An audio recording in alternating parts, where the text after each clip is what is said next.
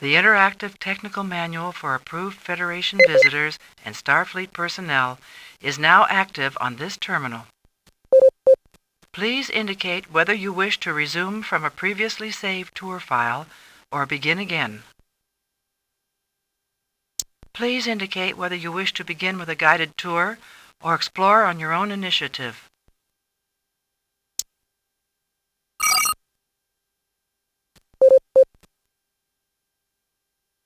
You're looking at Starfleet's flagship vessel, the Galaxy-class starship USS Enterprise. Registration number NCC-1701D. Incorporating the latest developments in warp field theory, sensor capabilities, and defensive systems, this ship represents the United Federation of Planets' greatest technological achievement. I'm Commander William T. Riker, and for the past 7 years I've had the honor of serving as first officer of this vessel.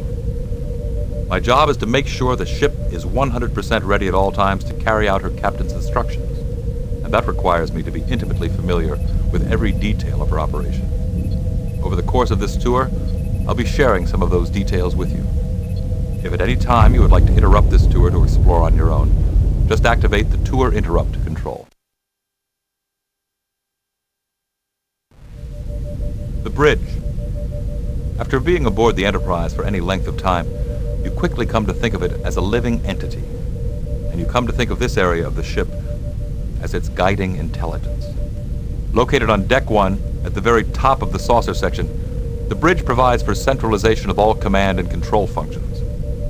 This amount of control is only possible through extensive use of the ship's computer. The computer carries out all routine operations supervised by the officers seated at the 2 forward duty stations, Ops and Con. Don't be fooled into thinking that the computer really runs the Enterprise. During alert situations, control of every critical operation is in the hands of a trained Starfleet officer.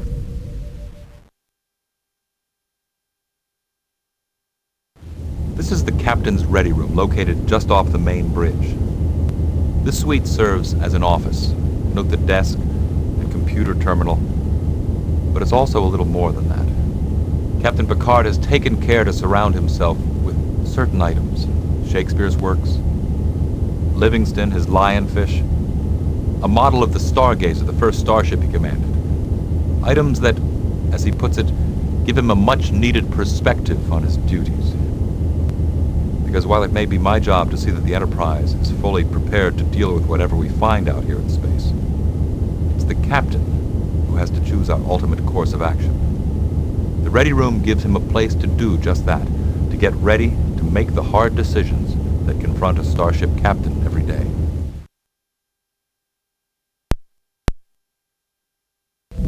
Deck 36, main engineering, the very heart of our starship. Without the massive amounts of power being generated by the matter-antimatter reactor, not only warp travel, but our very survival in space would not be possible. These critical systems require constant fine-tuning and round-the-clock attention. And more often than not, you'll find our chief engineer, Commander Geordi LaForge, hard at work here, checking the master system's display or observing the core reactor patterns from his office. An important note about this facility: in extreme emergencies, it can be reconfigured to emulate con, ops, tactical, and other command operations, including limited flight control functions.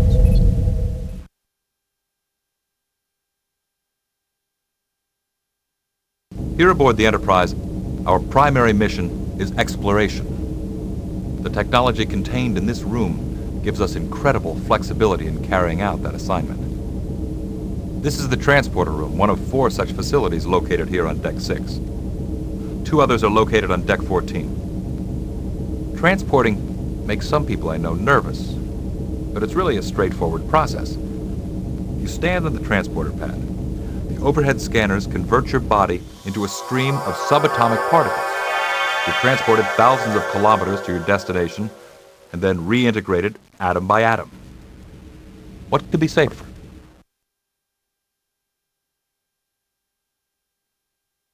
Sickbay serves as the primary medical care facility for all of the 1,012 crew and family members aboard the Enterprise. Each of these biobeds is directly tied into the sensor unit above it, aiding in the diagnosis of most ailments regardless of the species of the patient. And should surgery be necessary, the overhead sensor cluster you see here provides even more comprehensive readings. In the hands of the wrong doctor, all this equipment could be a little bit intimidating, which is why I'm glad for the reassuring presence of our Chief Medical Officer, Dr. Beverly Crusher.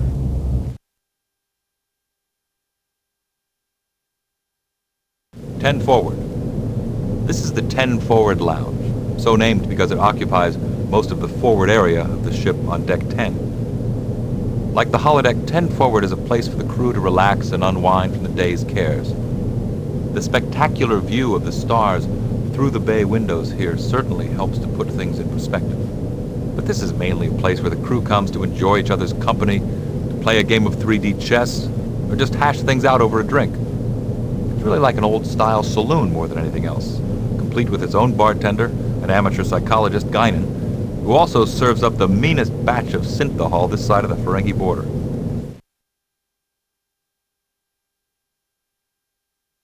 The Observation Lounge. Critical decisions concerning the Enterprise's mission are, of course, Captain Picard's to make. Yet whenever possible, he likes to use his senior officers as a sounding board on those issues. This lounge, located directly off the bridge on Deck 1, has been specially outfitted for that purpose. Note the conference table and accompanying pad units, as well as the two large display screens located on either end of the room.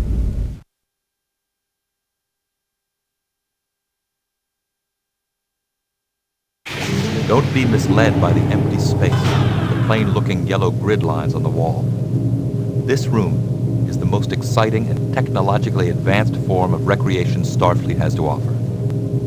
This is the holodeck, one of 4 such facilities located on Deck 11. In here, through the use of holographic projections, force fields, and matter replication, the crew can experience any environment they can imagine. You'll often find me in here hiking the mountains of my native Alaska, or engaged in other quiet pursuits.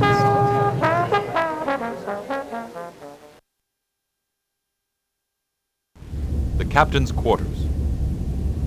Though these are Captain Picard's personal quarters, and he is a very private individual, we've decided that it was important to show you his room anyway, and in particular, one object. Not a certain flute, although it holds the memories of a lifetime for the captain, nor this Klingon dagger, though it too holds great significance. What I wanted to show you was this Mintakan tapestry. The Mintakans came to regard Captain Picard as a god because of a breach in the Prime Directive. I believe the captain leaves the tapestry on display as a reminder to himself of the overriding importance of the Prime Directive in fulfilling our mission. Data's quarters. This very ordinary-looking room houses an extraordinary individual. Our ship's third-in-command and operations manager, Commander Data. You'll immediately note the absence of a bed in here. That's because Data is an android who never needs to sleep, although he has experimented with the concept. He's also experimented with a lot of other things, as you can tell by looking around the room. His violin, his painting, his Sherlock Holmes costume. Even the food dish that belongs to his cat Spot are all evidence of his desire to experience everything that we humans do, to know what it means to be one of us. Though I sometimes think he misses the point, it's the constant striving to achieve, to learn and experience all that one possibly can that helps form the very definition of humanity. And in that respect, Data is at least as human as any of us. Troy's quarters. These quarters reveal very little about their occupant. The bunk, food replicator unit, and desktop viewer are all standard issue. But then the officer who occupies them, Commander Deanna Troi, doesn't make a habit of disclosing too much information about herself either. A part of that, I think, goes along with being ship's counselor, the one person on board the Enterprise that everyone runs to with their problems. In that role, you don't get into the habit of revealing too much about yourself. But I can personally vouch for the fact that hidden behind Deanna's serene exterior, there is a complex, compassionate individual.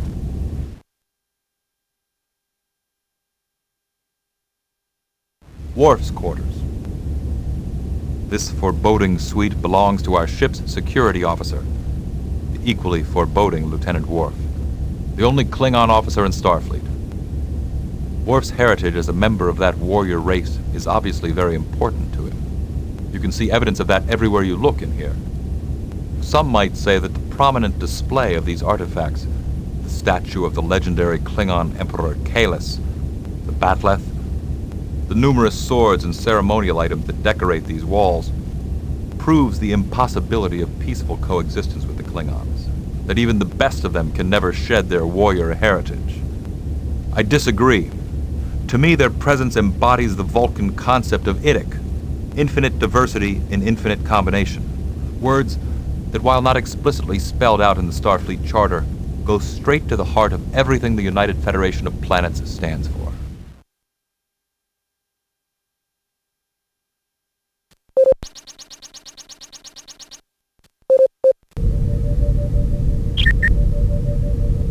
Exterior view of the Galaxy-class starship USS Enterprise, NCC 1701D.